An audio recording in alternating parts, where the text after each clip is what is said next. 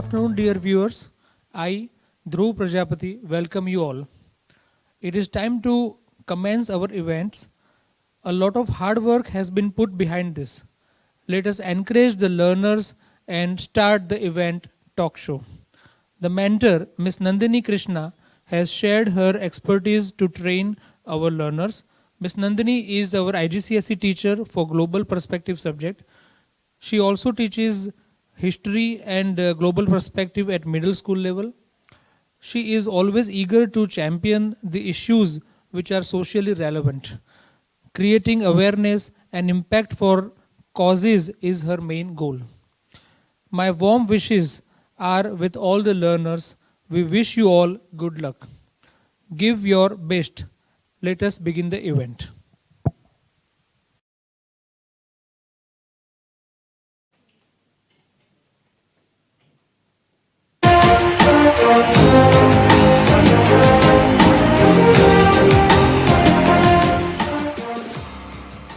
Good evening, ladies and gentlemen, and welcome back to another episode of Prime Time with Sumer Singh. Today, guys, we're going to talk about something a little different. We're going to talk about a topic that has been covered across our entire nation, India, the nation of 29 states, the nation of 22 official languages, is a nation that proudly calls itself a secular nation. Are we really secular, though? Or do we still have some communities that feel marginalized? To talk more about this, I'm going to call upon a renowned politician who has worked with many, many sectors of the society. Please help me in welcoming Ms. Aditi Sharma.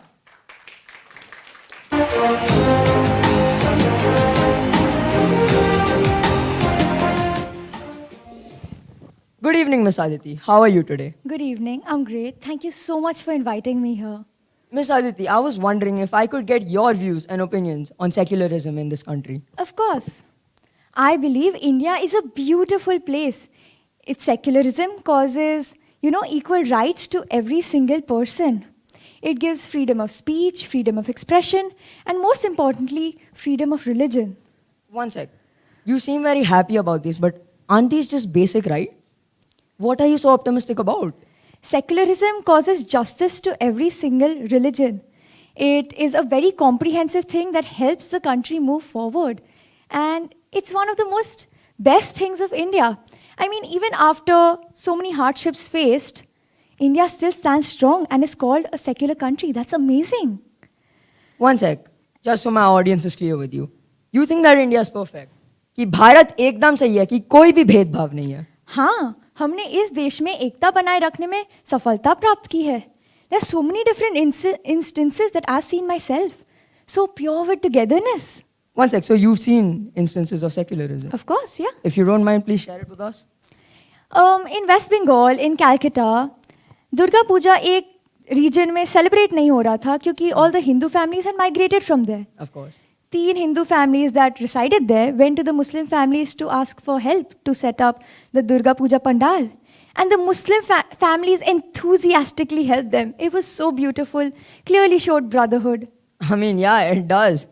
This is like a really inspiring story. But guys, as an unbiased host, I'd like to hear the other side of this as well. Is there a downside to this positive front? Or are we really just secular? To talk more about the opposite side of this, I'd like to call upon a woman from a village in Odisha, Miss Asha Kumari.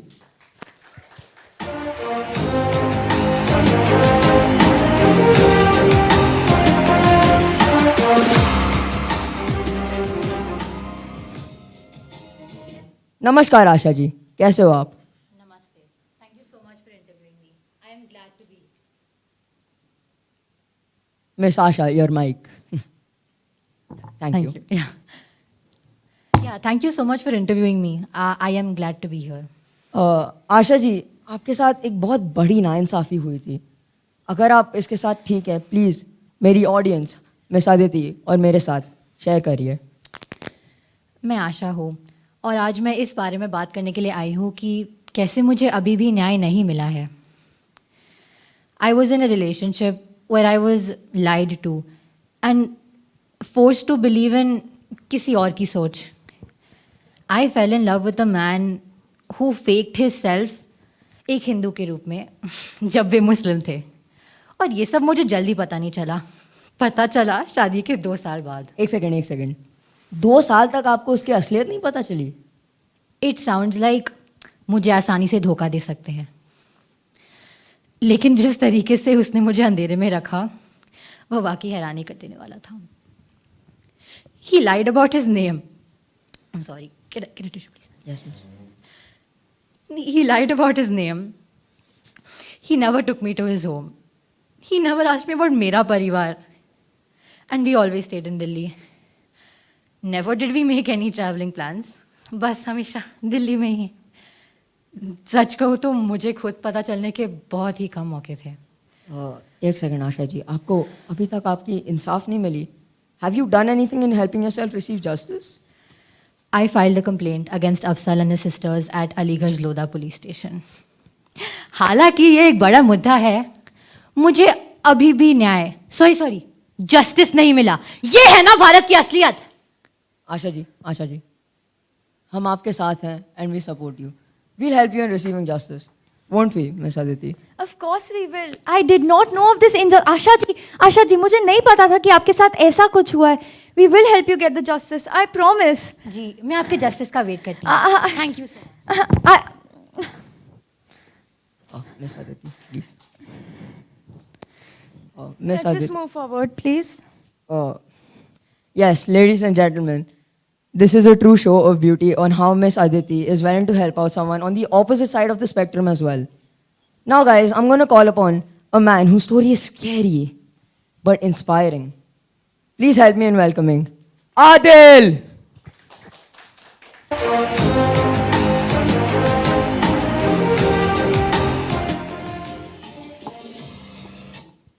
Namaskar, Adil. How are you today? अस्सलाम वालेकुम, मुझे बुलाने के लिए शुक्रिया। आदिल, आपके साथ एक बहुत बड़ा हादसा हुआ था।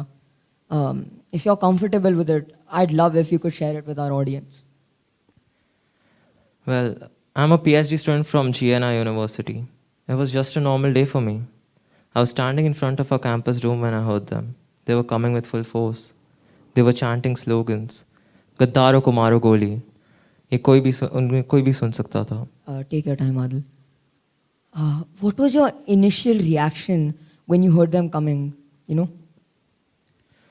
Well, as soon as I heard them, I ran up to my friend's room. उसकी बुक लौटाने आया था। उन्हें देखकर कोई भी समझ सकता था कि वो एक रिलीजियस सुप्रीमिस्ट ग्रुप है। वो रास्ते में लोगों को पकड़ के मारते हुए आ रहे थे। उनसे ये नहीं पूछ रहे थे कि उनका सरनेम क्या है, बस पहला नाम सुनते ही उन्हें मार रहे थे। मार रहे थे? जी हाँ।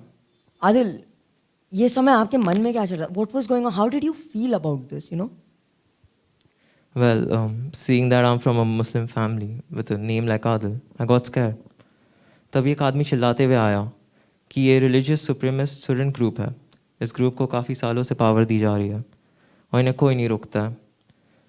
और तभी मुझे पता चला कि वो रास्ते में बच्चों को और टीचर्स को भी मारते हुए आ रहे थे। ये सुनते बच्चों ही और टीचर्स को मारते हुए आ रहे थे? जी हाँ। ये सुनते ही मैं फटाफट वापस ऊपर भागा। अंदर जाके मैंने रूम लॉक किया, फ़ोन अपना साइलेंट पे डाला, अपने दोस्त के साथ वहीं छुपा रहा। ये रूम लॉक करने के बाद क्या हुआ? How long did it take for you to get out of there alive? At least 30 minutes तक हम लोग वहीं शांति से बैठे थे। 30 मिनट्स? जी हाँ। माय, करीबन 50 से 60 लोग थे वहाँ पे। कितने? 50 से 60। मुझे पता नहीं उस दिन क्या होता अगर वो हमें ढूंढ लेते। Adil, this is a really scary story. मतलब मेरा दिल हिल गया।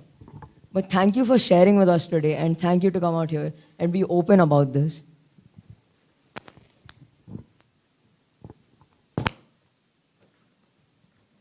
Ladies and gentlemen, after hearing Adil's story, I'm sure आपका दिल हिल गया.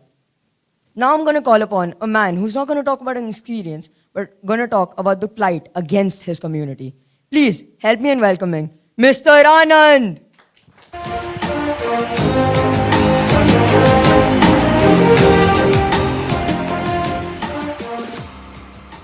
Good evening, Mr. Anand. How are you today? Good morning. Your mic, Mr. Anand. Good morning, Sumer. Our team over here is, yeah, I think. your Good mic's morning, fine. Sumer. Yes. I'm fine. So I'd like to thank you, first of all, for giving me the opportunity and expressing the emotions of the Dalit community. Mr. Anand, sorry about this, but I'm not really familiar with the situation here.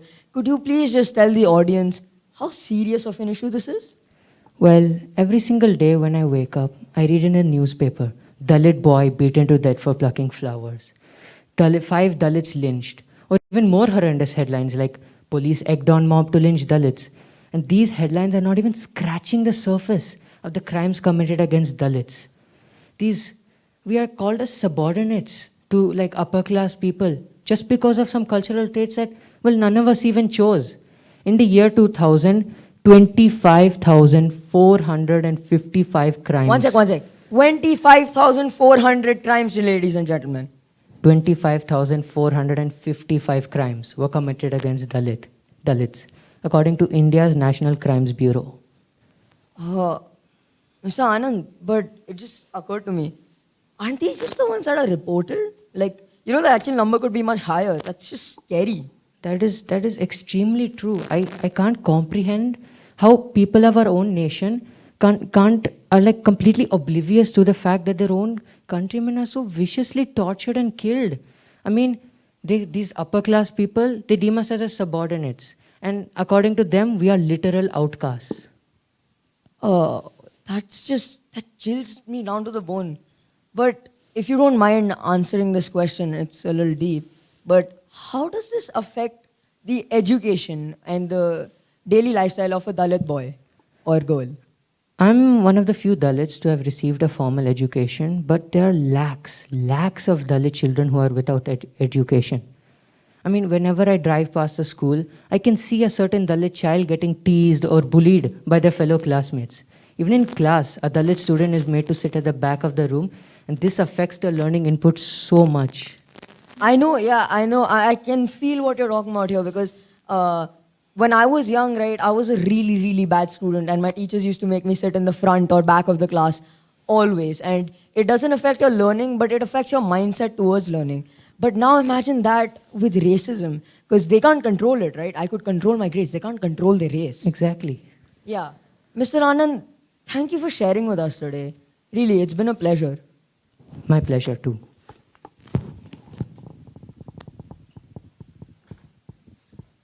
Now, everyone, you've heard both sides of the spectrum. I'm going to now call upon a professional's opinion to further clarify on what the situation actually is about and the causes of it. Please welcome me in. Sorry, please.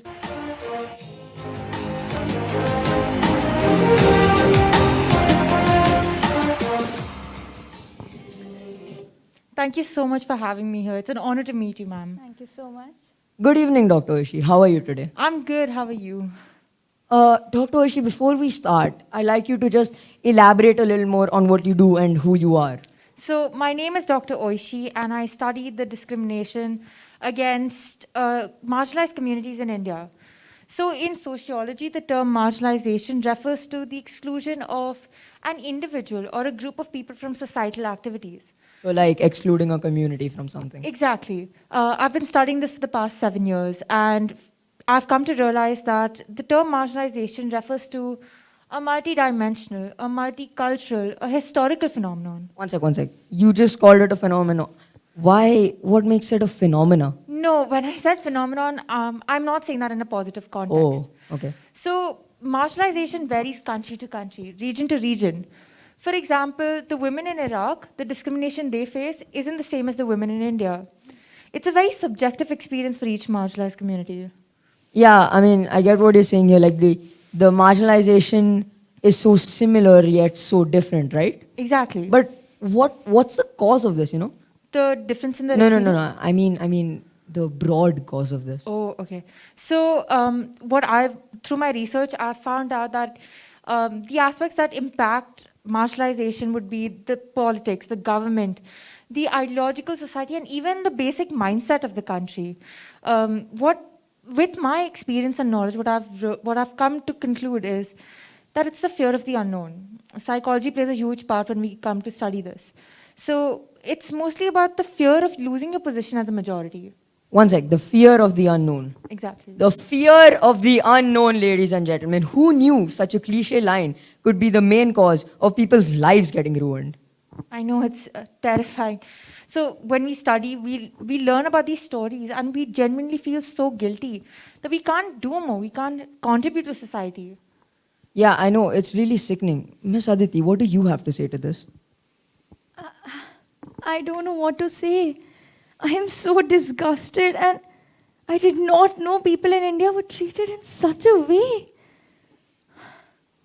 I know, it's sickening, but like, I couldn't imagine if that happened to one of my family members. Exactly. I can't imagine hearing about the fact that hate crimes are being committed against my mom, my dad, my sister, my friends, just because they belong to a certain community. Young women and children and young women are trafficked, they're denied education, they're denied healthcare and jobs. And this affects over 260 million people in India. 260. 260 million people only in India. And it's honestly sickening how people of high statuses treat people from these communities as pawns to their politics. It's terrifying and inhuman. Yeah, talk to Aishi about the 260 million. Again, as we discussed with Ms. Anand, those are just the reported ones, right? They are, yeah. Thank you for coming and sharing with us today. Really, it's been an honor to have you on the show. Thank you so much for having me here. Thank you. Miss Aditi, you've heard both sides of the spectrum. You've also heard a professional's opinion. I want to know whether your opinion has changed. Do you still think India is secular, or has your opinion changed?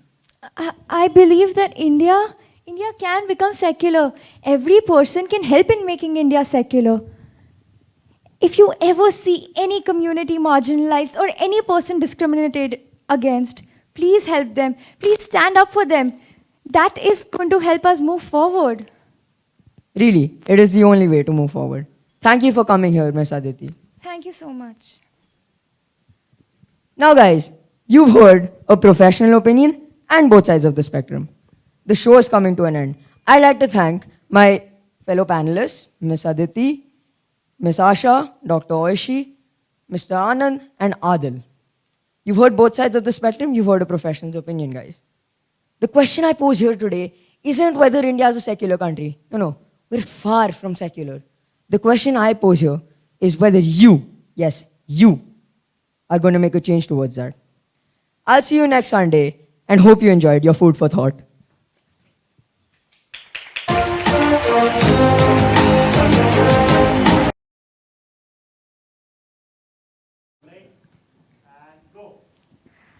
We're Super Samurai. So, good morning, everyone. In today's episode of the Samurai Show, we're talking about families. What is a family? A father, a mother, a child. A family is full of love and support. But what about another kind of family? Also full of love, also full of support. But a family that's not so typical. A family with two fathers or a family with two mothers. Does that surprise you? You must think, what does that mean? What kind of family is this? However, today I want to talk about this family. But before we begin, let's familiarize ourselves with some of the terms that we'll be referring to. The LGBTQ plus community is an umbrella term for all people who don't identify as heterosexual. Some terms we'll be referring to are lesbian, gay, and bisexual. Now, people who are part of the community face immense discrimination just because of who they are. They're ostracized and isolated. Some of them are even shunned from their own families. And up until 2017, it wasn't even legal for them to be themselves. So marriage was definitely not an option. So to better understand what it's like for members of the Indian LGBTQ plus community, we'll be calling Alisha Singh and Adya Shah.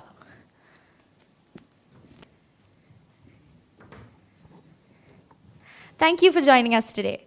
So, Alisha and Adya, introduce yourselves. Hi, I'm Adya. I'm a teacher at Stanford International School. And hi, I'm Alicia. I work at Circle Surrogacy. It's a center based in the US, but we operate worldwide. So, Alisha, you and Adya got married in 2018. Yeah, so considering gay marriage is still a debatable topic in India, even though it shouldn't be, we went to Scotland to get our legalization done.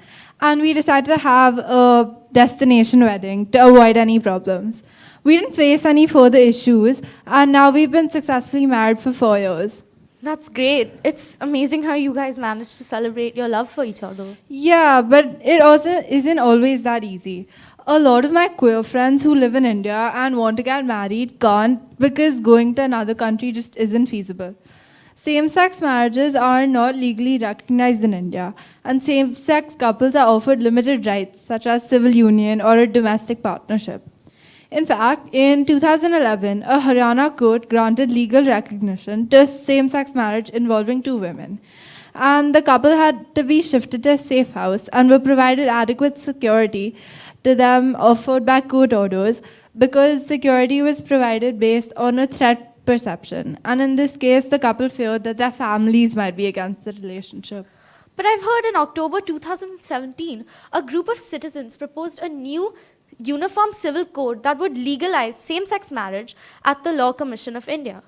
Yeah, and plus there are currently several same-sex marriage petitions pending with the courts. In fact, on June 2020, June 12th, if I'm not wrong, the Uttarakhand High Court acknowledged that while same-sex marriages may not be legal, cohabitation and live-in relationships are protected by the land. So it looks like India is progressing, but just not as fast as it should. What we don't understand is that actual people are affected by this. Normal people who just want to lead normal lives. If getting married is this complicated, what's it like to have children? Well, there are 2 ways to have children for the LGBTQ community, either surrogacy or adoption. Joint adoption by same-sex couples is legal in only 27 out of 195 countries. And stepchild adoption is much more easier and much more common for us. We've seen that opponents of LGBT adoption argue that LGBT parenting adversely affects children. Nevertheless, scientific research consistently shows that gay and lesbian parents are as fit and as capable as heterosexual parents, and their children are as psychologically healthy and well adjusted as those reared by heterosexual parents. We have gay and lesbian friends ourselves who have adopted children, and there seems to be no issue with their mental health. There seems to be no issue with their mental health and well-being. So who is stopping same-sex couples from adopting? Well, before 1973, state courts commonly barred gay and lesbian individuals from holding a parenting role, especially through adoption, which I think is utterly unfair. The American Psychological Association and the American Medical Association have issued statements supporting adoption by same-sex couples. They cite social prejudice as harming the psychological health of gays and lesbians. Whatever it is, children deserve good conditions, and being adopted by parents who will love them is much better than being in an orphanage with unideal conditions. As long as the upbringing and the environment for a child is suitable, there is no issue. There is no reason to deny same-sex couples from adopting children. If adopting is so hard, what's another option for same-sex couples? So another option is surrogacy. As a specialist for the LGBTQ community, there's an intensive process. And for this process of surrogacy, it is quite similar to those with straight parents. However, there are a few unique considerations. So the first step is selecting a fully screened surrogate. So once you've decided to move forward with surrogacy, we match you with a surrogate who will give you the best chance of having a baby. They will always go through extensive physical and psychological health screening evaluations to confirm that they're a good fit. We also ensure that all the women we work with have chosen to become a surrogate because of a desire to help parents have a child of their own. And regarding surrogacy for gay parents, our agency makes sure to match you with a surrogate who is supportive of the LGBTQ community. Is the experience different for gay couples and lesbian couples? Yeah, so for gay couples, we have multiple options. For example, egg donor selection. Because gay couples and individuals will require an egg donor, we are happy to help you find just the right person for this. So Ovation offers immediate access to frozen donor eggs in customized lots, ensuring that you can get started as soon as your surrogate is ready. the eggs from your donor will be that you choose will be shipped for like to your fertility specialist for fertilization, and then they will transfer the healthiest embryo into your surrogate's uterus.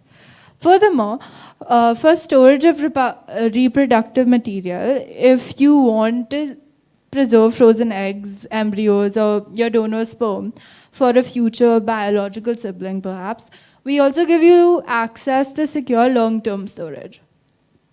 But aren't there laws about same-sex surrogacy? And what are ways to overcome them? Yeah, of course, there's laws, but we also help you overcome this by connecting you with a reputable lawyer who is well versed in surrogacy laws all around the world. As experts in international gay surrogacy, we have served several hundred gay parents who have traveled to the United States for surrogacy, and in each case, their babies have been able to return with them to their home countries, thanks to our thorough attention to every legal detail. Lastly, we also aid in communication facilitation.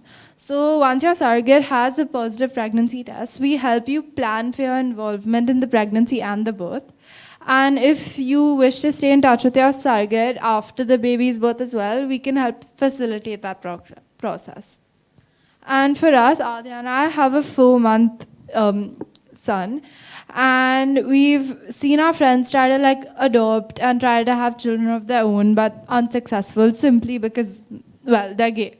So that's when I decided to switch specialties to surrogacy and LGBTQ parents, just so I can make the process a little easier. That's incredible to go through all of that to have a child. Thank you, Alicia and Adya, for sharing your experience with us. Thank you for having us. It's been a pleasure. The difference between heterosexual couples having children and same-sex couples wanting children is drastic. But what happens next? Is it easier once you get a child? How does a child feel? Today, we have Kavya Mehta coming to share her experience. Welcome to the Samurai Show, Kavya. Hi, So, Kavya, tell us a bit about yourself. I'm Kavya and I study at Stanford International School. I'm a 14-year-old child. I was adopted at the age of 5. I was adopted at the age of 5 by a gay couple. So, Kavya, your parents came out in 2010 and you were adopted 3 years later. What's it been like for you moving from an orphanage to having 2 fathers? The experience has been a roller coaster. Like, people make this huge deal of me having 2 fathers, but it's just the same as having 2 straight parents. We have regular family dinners. I have 2 sets of grandparents, and every Sunday we play cards. I mean, I couldn't possibly be a part of a more normal family. I get a lot of questions from my friends and random strangers on the internet about my parents, and I get it, and I happily answer them, but I just hoped that they show a little more respect. Asking questions like, how can you have a normal family with 2 fathers is just disrespectful. The only thing that saddens me is the society. My parents try their best, but after a point, it's not under their control to tell people how to behave. People randomly questioning the absence of a mother figure doesn't bother me, but it's disappointing when people say you need a mother to help you understand the female body and to complete a family.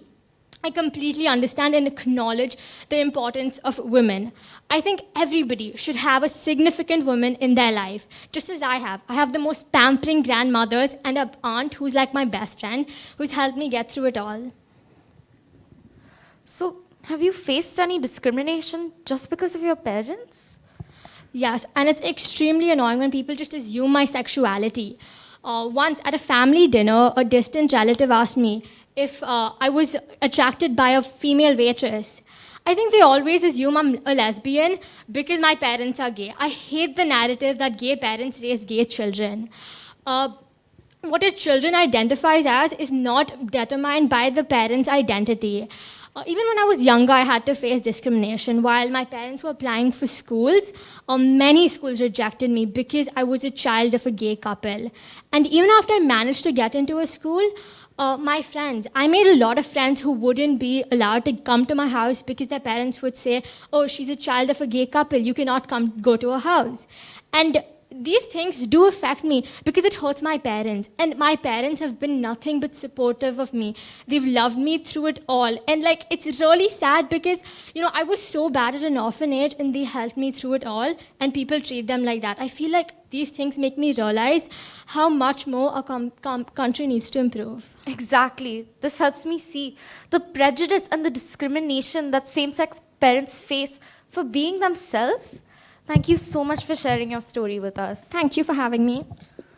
As long as a child has a happy home, does the sexual orientation of their parents matter? It's complicated for same-sex couples to get married. Even if they do get married, it's hard to adopt. Surrogacy is expensive. And even if they have a child after overcoming all of these obstacles, they're treated differently. Where does it end? And how can we help? Well, there is a way to help. Collage, also known as the Children of Lesbian and Gays Everywhere, is an organization dedicated to supporting same-sex couples and their children. Supporting them means supporting the community. A minute of your time could help people everywhere. That's it on today's episode of The Samurai Show. Thank you for watching.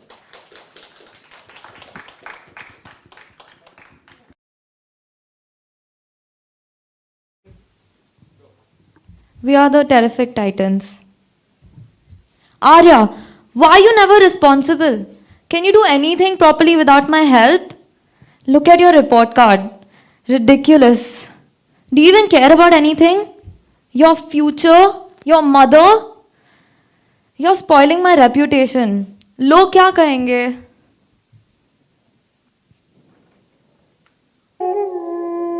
कुछ तो लोग कहेंगे, लोगों का काम है कहना. What reputation? And yes, I do things without your help. The other day, you weren't there and I took care of my brother and I. Last week, I had my first solo art exhibition. And do you remember the muffins I baked for your friend? Is this how you speak to your mother? Nothing. I'm just saying you never talk to me unless you want to lecture me. You know what? Let's stop speaking about this. It's my fault, like always. Yeah, okay. Anyways, are we still going shopping tomorrow? Provided you study for your boards. You know, I heard Bubbly, Sharma ji's daughter, she scored 99% in her boards. She works so hard, she invested all her time and effort. And then there's you. Social media, phone, Netflix. I tried my best, Mom. I work hard day and night. You never recognize my efforts. You know, when I was your age, I never scored less than 97% in all my exams. And then in my boards, I stood out with flying colors. How are you even my daughter? My own daughter. I'm not you. Then what am I supposed to do? What works with these kids these days? I know the struggle. I've been through it and I don't want her to go through it. I totally empathize with her, yet then her poor scores infuriate me once and again. I'm just concerned for her. What should I do? How do I react? How do other parents react in such situations?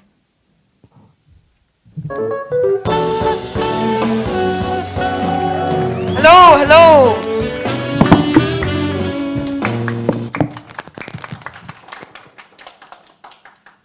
Hello everyone and welcome to Talk with Titans.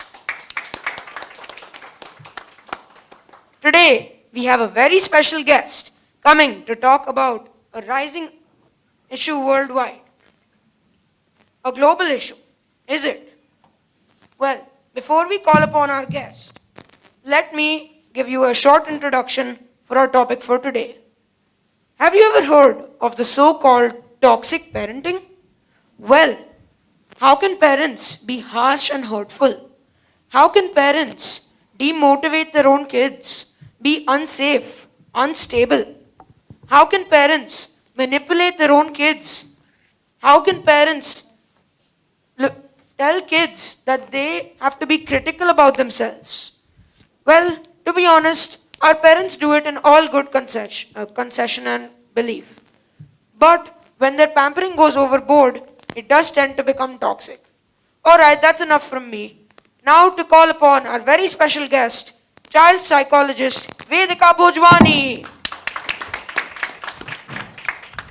Today, Ms. Bojwani is going to help us look at this topic from a critical angle and help us understand what toxic parenting is. Hello, Ms. Bojwani. It's a pleasure to have you on the show. What are your views on toxic parenting?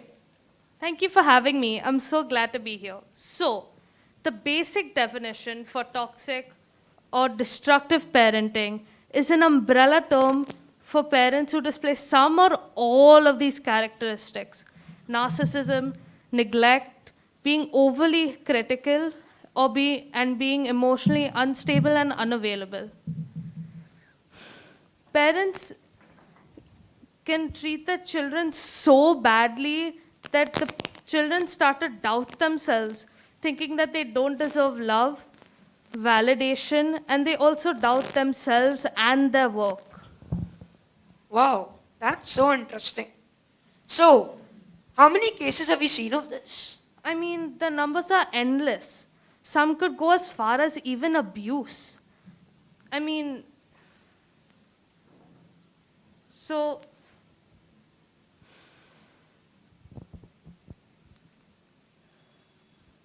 sorry about that. Anyways, so there are so many reasons why parents do these things, but as you said, it's all in good conscience, right? Yeah. Can it also lead to abandonment issues by any chance? Yes, it can lead to a lot of things. You are correct. It can also lead to abandonment issues, loss of self-confidence, and self-esteem. That is so sad. So, as we saw before, the mother and daughter arguing, that would be counted as toxic parenting, right? Yes, it would be counted as toxic parenting. Okay, now that we have some more insight from our experts, let us welcome Ms. Reet Dharamsi, Mr. Arsh Khandari, and Mrs. Tiara Khandari. Welcome to the show, everyone. Thank you for having me, but I don't see why I need to be here. I mean, my daughter's just fine. If she had any problems, she would have communicated it with me, right? So, what is it then? Are you questioning my parenting? I think my parenting is just fine. This is how I was brought up. Yeah, exactly. I mean, I don't know what you mean. I think my parenting is absolutely perfect. I don't think I need to change a thing. Just because I have a completely incompetent daughter who is extremely ill mannered, does that make me a bad parent? Does it? I don't think it does. Don't express such sentiments about our daughter. She's extremely smart and competent, with an independence of her own choices, her own preferences, and her own style. Maybe if you stop focusing on all the faults, you would see all the good, all the positive vibes in her, and a chance for her betterment all the more. You need to be a heal and not a burning wound. I'm not going to be held responsible for my daughter's incompetence. Gosh, pathetic. Well, to get back to you, Mr. Ramsey, you and your daughter have a large generation gap with difference in time, ideologies, and perspectives. So one of the reasons why your daughter wouldn't have brought it to your attention before is because she was afraid to, because she wasn't able to rely on you to talk about her inner feelings. Afraid? What's there to be afraid of? Okay, that's enough. Now let's call upon your kids, Arya and Ria. I didn't know they were going to be here. Neither did I. Hi. Do I have to be here? I like your outfit today. Tell that to my mom. She clearly doesn't think so.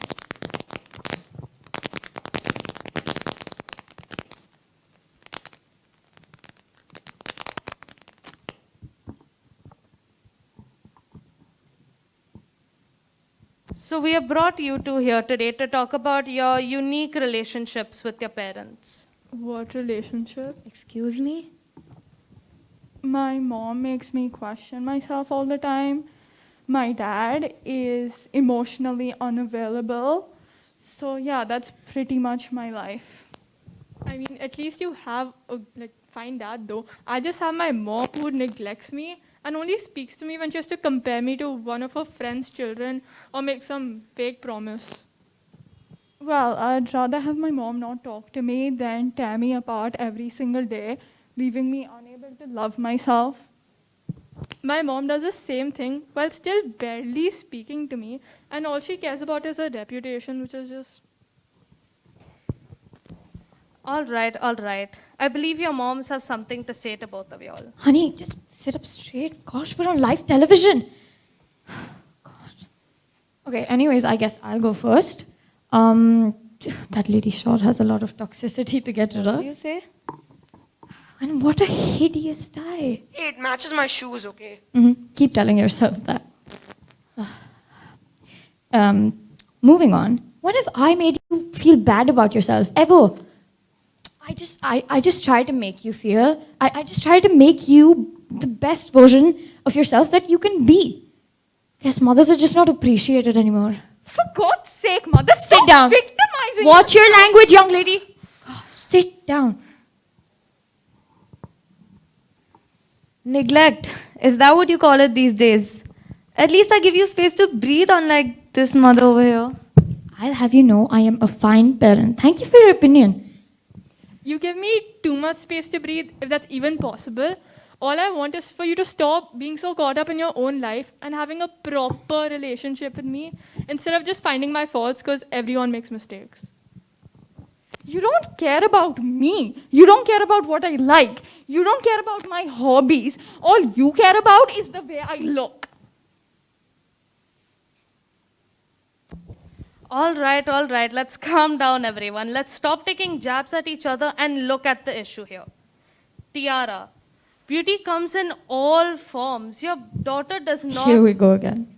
Your daughter does not need to be wearing the prettiest dress or the most makeup. You need to show Ria that you love her for her. Tiara, sorry, I'm so sorry. Reet. It's understandable you want Arya to do her best, right? But you have to also understand that she is doing to the best of her abilities. You also need to give her more time and energy, otherwise it will lead to abandonment issues. Arya, I'm so sorry. I never realized how much this was affecting you. God, I'm leaving. You're insane. My goodness.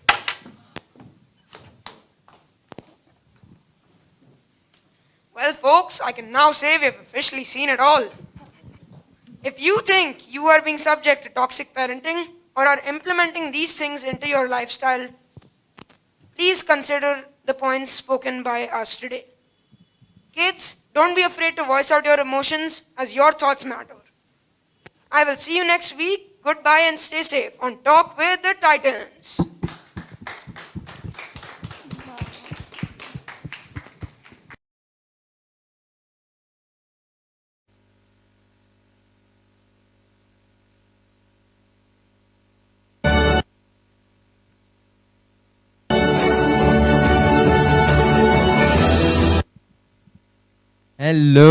Hello, live audience. Wow, it's great being back. Let me just start off with a very, very typical and cliched good evening, Mumbai! Whew, okay. Well, wow, welcome back to Diving Deep Season 4. I am your host, Abhimanyu Singh.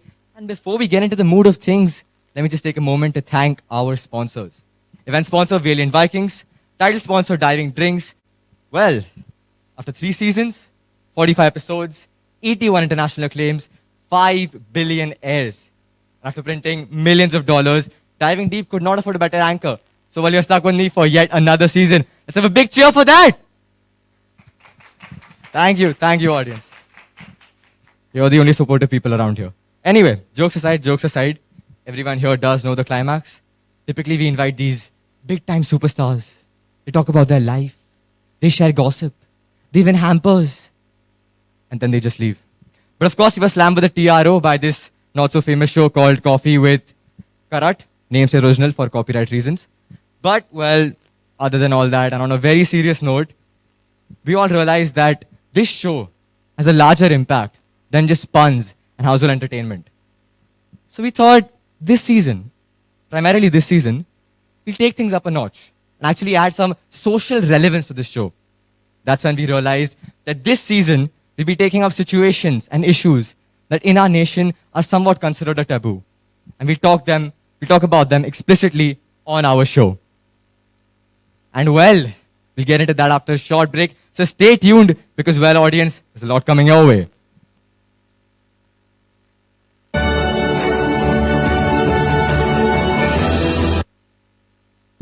Hello, and welcome back. It's Diving Deep Season 4, and I am your host, Abhimanyu Singh. So as most of you know, I was brought up in a typical Indian joint family.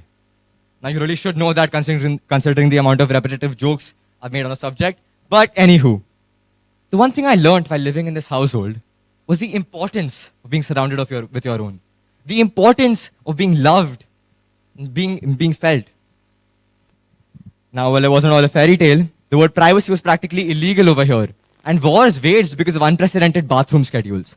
But the point I'm trying to make is that while living over here, I understood the importance of being genuinely loved. And I understood that that was a special feeling, one that we all ideally should deserve. But well, unfortunately, this privilege remains a dream for many. I'm talking about those without a family, those that have nobody of their own, those that have nobody to go to, orphans. The sad truth still remains that adoption of these orphan children is still a taboo in India. And with that being said, let me welcome the first guest of this episode and of season 4. She's indeed a special woman, a truly bona fide personage, extremely educated, supremely well-read. Please welcome adoption researcher, journalist, published writer, book junkie, and certified travel addict, Dr. Maya Chaudhary.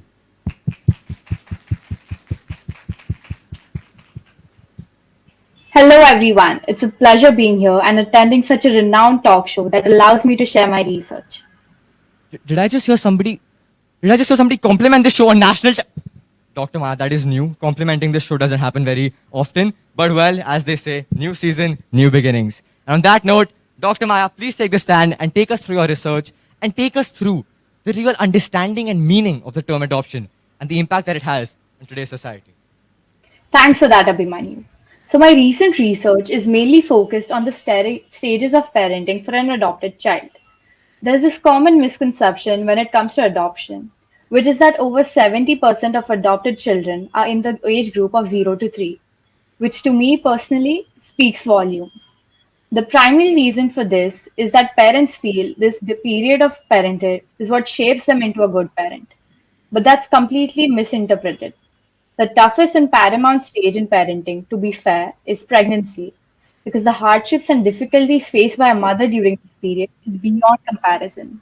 And this stage really tests the bond between the husband and wife, and then passing this leads to a successful baby outcome. So if the reason for adopting 0 to 3 years old is because they want to get the hang of parenting, then that's purely obnoxious. And my research mainly highlights this point and highlights why children in preteen and teenage years aren't adopted. Oh, that was pretty deep there, Dr. Maya. Really changed the atmosphere of the set. But well, apart from your current research, you've also published a written piece on the impact of adoption. How you explicitly stated that, well, India isn't quite at par with the global recognition of adoption. Could you please shed some light on that? Definitely. India as a whole is below par when it comes to the awareness of adoption. Of course, the ruler mindset and awareness is a huge drawback, but some other negatives include the length of the adoption process, the legalization of LGBTQ couples allowed to adopt children, and the sheer indifference when it comes to children with disabilities, which to me again relates back to the lack of education on the subject. Well, thank you so much for that, Dr. Maya. It was indeed a pleasure having you here with us today. But before you leave, we do have a short audience segment. So if anyone in the audience has a question for Dr. Maya, they can just signal that through the social convention of a wave. Oh yes, we do have a very excited someone. Please do come up on stage, ma'am.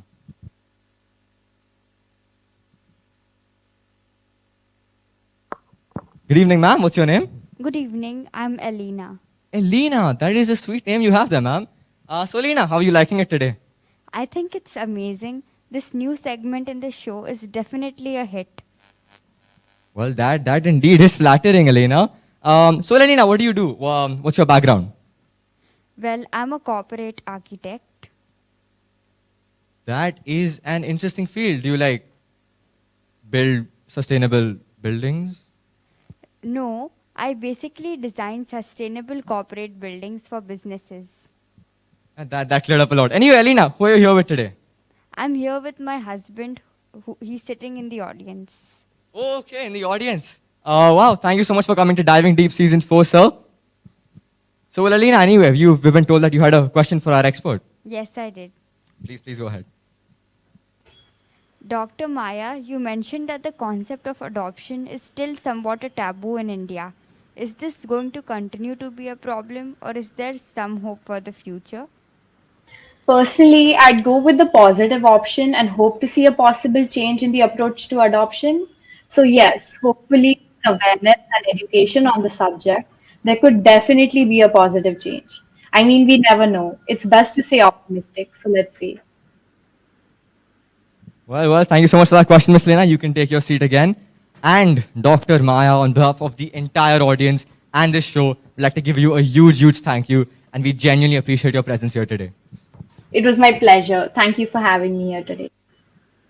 Well, audience, that brings us to the end of the first segment.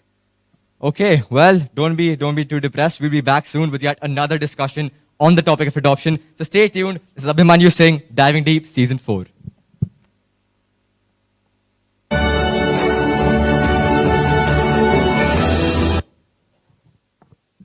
Well. Welcome back. It's Diving Deep Season 4, and we are back again with yet another discussion on the topic of adoption.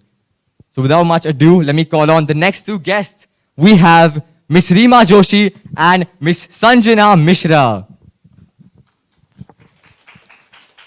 Welcome, ladies. It's great to have you here. It's great to be here. It really is. So, ladies, before we dive deep into your perspectives on adoption, why don't you all introduce yourselves? Hello everyone, my name is Sanjana Mishra and I work as an executive search consultant. I have a beautiful daughter named Alicia who is adopted. I'm really excited to be here because I get to share my views on a topic that I'm really passionate about. Hi everyone, I'm Reema Joshi, and can I just say what an honor it is to be here today. This show is my all-time favorite series. Anyway, I run a catering company called Sinful Heaven, and I'm extremely grateful to be the mother of a beautiful 1-year-old girl, Arya. I'm also here with my husband today. Well, that is great to know. Ladies, please do have a seat. Okay, let's just dive right into it. Miss Sanjana, we've been told that you've had quite the journey with adoption. Could you please shed some light on that and give us your outlook on the topic? Sure. Personally, I believe adoption is something every couple looking into kids should consider. I mean, it's a great way to give a child who's abandoned and lost their families another chance at life. The social stigma around adoption, however, just doesn't sit right with me. Because why should helping a child lead a better life be looked down upon? Personally, in my experience with Alicia, we of course hit a few bumps in the road. But our love for her helped build trust between us, and we soon became a happy family. Another factor that led us to adoption is that I'm unable to have kids. And as an infertile woman, the fact that I'm even able to have a child is a blessing. I mean, we did talk to doctors about fertility treatments, but we found that they were mostly ineffective and supremely expensive. So my husband and I decided to go ahead with adoption, hands down the best decision we've ever made. Is there something funny? No, nothing. I'm just surprised at that best decision line. What's wrong with that? There's nothing wrong with it. We just both have very different outlooks to this problem. Problem? Well, ladies, let's not diverge from the purpose of this discussion. Ms. Reema, coming back to you, you said you had a different outlook to adoption altogether. Could you shed some light on that? Yeah. Well, according to me, adoption is always the last choice. An adopted kid is simply not your real kid. I mean, we have orphanages for a reason. I don't if think people don't that's have the the question he ability asked you. to raise their own children, then they shouldn't have them. Ma'am, that don't... And I mean, teen pregnancies, I'll bet you half my salary that most teen pregnancies happen between adopted children. That's completely baseless, okay? And anyway, why these orphans have so many problems? Why should I waste my time, money, and energy trying to solve them? Ma'am, that's okay, but please, that tone... And when you do tell them that they're adopted, they'll just start behaving like uneducated hooligans. Ma'am, that is and rebelling unacceptable. against Okay, you're interrupting. Because well, you're not their real parents by blood. At the end of the day, the blood relation between a parent and child does matter. And anyone who tries to convince themselves otherwise is a fool. Ma'am, that tone. Because deep down, they too know that they are wrong. They simply don't have the courage to acknowledge it. Okay. And you can't convince me otherwise. Well, it does seem we have completely different outlooks on this topic. That's why we're Yes, all we here. do, Oh. Sanjana. Mine is a completely realistic opinion, while yours is completely based on your personal experiences. That's fine. That's Well, fine. That's acceptable. Sanjana, Reema, after living a life that contradicts your opinion, I don't. Does it?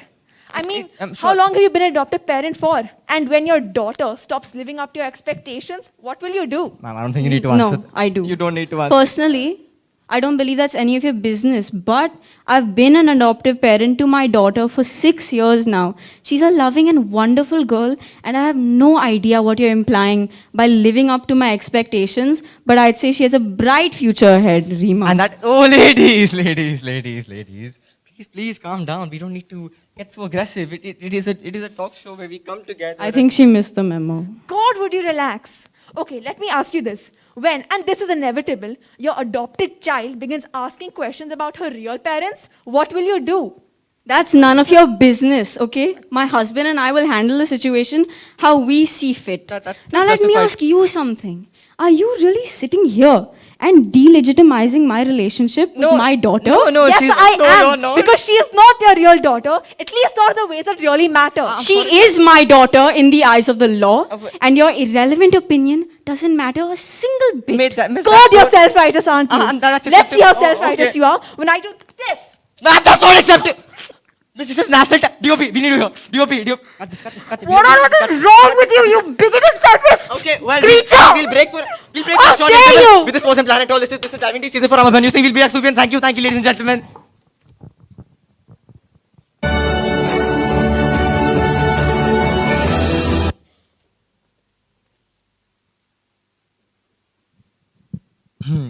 Well, I have no words. I genuinely apologize for what you've just witnessed. It wasn't planned and it was extremely unprofessional. This cannot be justified, but it is my job to justify it, therefore I will do so. Let me just start off with saying that with topics like these, controversy just gets the best of our guests, and it often leads to heated arguments like this, and we genuinely apologize from the bottom of our hearts. This was extremely unplanned and uncalled for. But, this is surprisingly a happy but, let me just start off by saying that don't be too disheartened. Because well, as most of you over here know, Diving Deep did initially start off as a show where we brought in superstars. We call them to talk about their life. And I mean, we do respect traditions over here. And with that being said, let me get your inquisitive minds to think, because our next guest is a bona fide talent. A generational talent, if you may. Someone who has changed the dynamics, the very demographics of sports here in India. Someone who has managed to become an inspiration for the next generation of sports. Please put your hands together for the man himself, Mr. Arjun Bhave!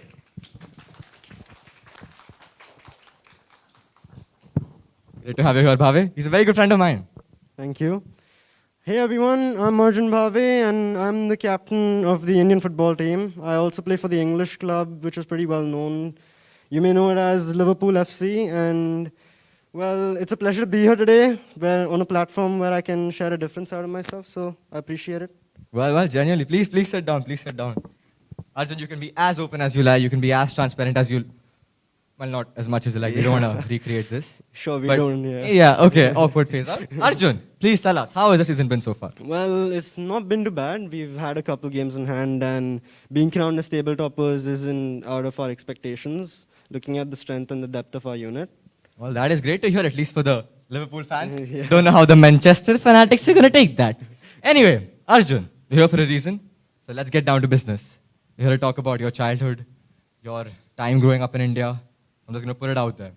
How was it like with all the hardships you faced? How was it like growing up in India? Well, it wasn't great. My parents came into my life at the age of 8, and well, before that, my life was pretty tough since I was brought up in an ashram, which is not the ideal habitat for a young boy. I faced many hardships, and although after a short while, my parents entered my life, and it just took a 180 turn for the better. Well, that is great to hear. I'm so sorry for the hardships you faced, but I guess it all worked out for the best, right? Yeah, indeed. Well, my parents are in the audience right now, right there. And this is just one example of their support. They've been with me through every step of the way. And, well, this is just one thing that people who are considering adoption should look into, because it's not like you're just filling a void in your life, but it's also that you're giving a child a second chance at life altogether. So I advise you, if you have the chance to help someone, I advise you, please take it. I couldn't have put it myself in any better way. Thank you, Arjun. That was indeed very heartfelt. If I'm not stepping a line, could you share with the audience how it was like transitioning from an ashram and then going into a household with your parents and all that? Sure, well, I couldn't tie my own shoelace, and nor did I know which hand the fork went in. And it's pretty embarrassing to share this, but I did not know how to use a Western urinal. And my parents are the ones in this world who taught me all of this. And from living in an ashram where I literally had to fight for a good night's sleep to having my own bed, it's been so life-altering. Wow, that's truly a touching story, Arjun. Thank you so much for coming here today. You really nailed the purpose of this show. You wanted to educate individuals about adoption, and you coming in as an example, talking openly about your problems, just did that for us. Thank you so much, Arjun. Ladies and gentlemen, this man right here, he has defied misconceptions. He has fought social stigma, and he's made his way up the ranks. Let's have a huge round of applause for this man standing right here. Well, okay, ladies and gentlemen, now I'm going to do what every reality show does in the end, become senti. So, well, let me just start off by saying that adoption, it shouldn't be a second choice. Adoption should be a priority. Because who knows, in the orphan crowd, there could be a possible Arjun. And the only way we can understand that is by changing our understanding of the term adoption. As Malala said, be the change you want to see, and be the change this nation requires. Until next time, this is Abhimanyu saying, Diving Deep Season 4. Good night, ladies and gentlemen.